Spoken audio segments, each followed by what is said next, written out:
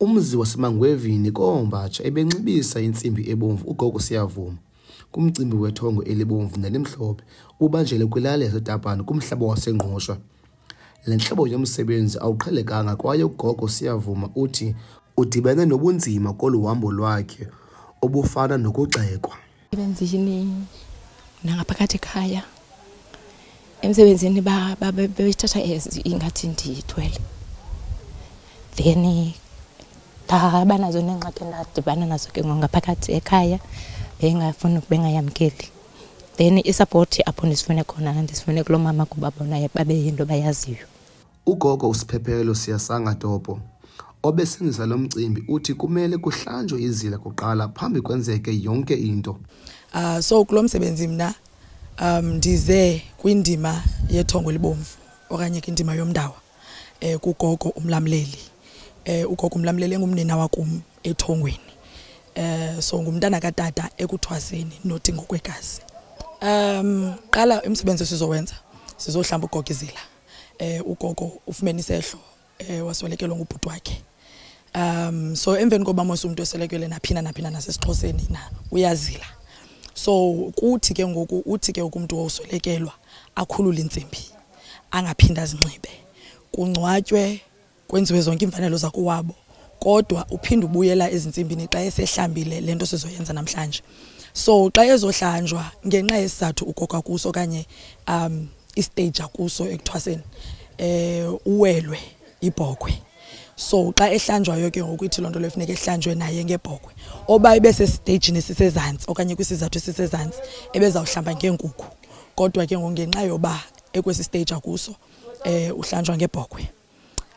So siyaza ke singoGogo sizokumhlamba ngalabhokwe. Ezinye izinto ke singakwazi uzichaza oba zintoni na, kodwa ke kukho izinto ezithile sizenzayo. Siyenzela lonto leyo bana sisusa isimnyama, sisusa elalifu ebephezkwalo kwenzela zokwazi ivera uphinda hombe lithongo utsho kuba aphinda abuyele ezintsimbini zakhe anxibe intsimbi. Omele intsimbi emhlophe uSiyavuma sopuza uthi kubalulekile kuba abantu bayazi ukuba zombini ezintsimbi sinamandla ngokulinganayo. Kana ndingathi ungakwazi uthi ungumguli okanye ungumuntu uthi mina njengoba ndinguSiyavuma sopuza nje ndigula ngentsimbi emhlophe ibe intsimbi ebomvu ingekaveli ingekaphuhli phi apha kuwe, ngoba izinto ziyakwazi ngamanye amaxesha zinikane ixesha, ngamanye amaxesha ziyakwazi ziphuhle zombini ngexesha li. Uyayibona? So ithi ke lonto ngexesha elifanelekileyo wena xa kuvelele into ivelileyo uqala uthini uhoye yona uyigqibe ukuba ayikaveli enye intsimbi, kodwa ukuba zivele zombini ngexesha elinye uyakwazi amathongo uwanyusa omabini. Akathongo likhulu ngaphezulu kwelinye, amathongo onke athini ayalingana. Cha thina abantu sisuke sifune ukuwa treata ngohlobo olu different of which ithongo linye liyafana.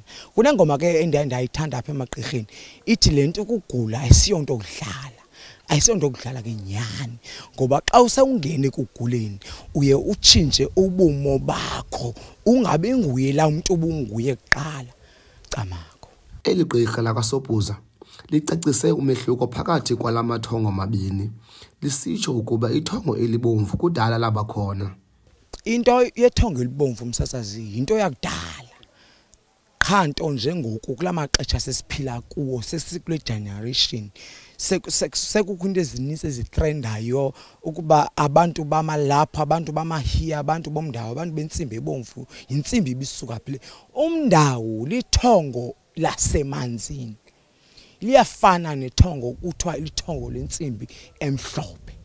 Akhonto yohlukile qha kohluke phana pha ndingenokwazi ukungena ncakasana ukuba zahluke phina, ngoba kaloku namhlanje kunamagqirha athi angamagqirha omndawa athi umndawa wenzile abe umndawa angawazi ba into ethile afumane ezintetha thina sizithethayo athethe ngazo ngaphandle aqhatha abantu on expenses zantoni zethu thina abantu bathwasileyo.